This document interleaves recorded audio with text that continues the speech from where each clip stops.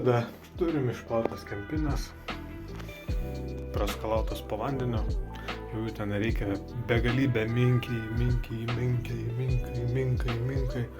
kur nei pradžios, nei galo nesimato. Skalbyklė prasiskalbė, viskas ramu. Bet batai švarus.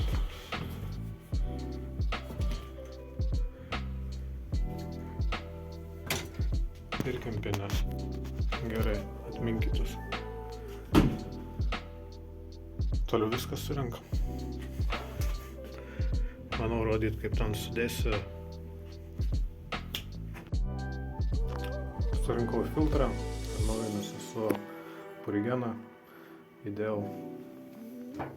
Žiūrėsiu, kaip viskas bus po atnaujinimo.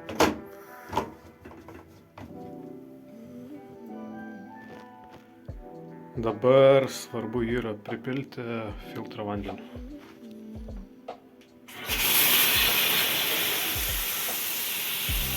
Šiltų vandenį. Tas vaštai, kaip buvo žuvyčių akvariumas. Kad nebūtų nei per karštas, nei per šaltas. Svarbiausias dalykas. Atnašus filtrą prieš pajungiant. Jungiam į elektrą. Jisai jau veikia. Tada šitą paleidžiam.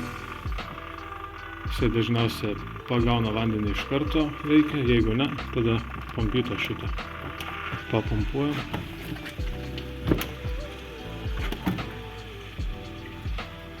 Ir varo kaip naujas. Dar geriau net naujas, nei naujas.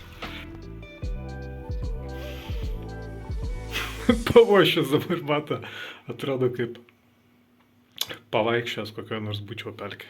Tai va. Geros akvariumistikos.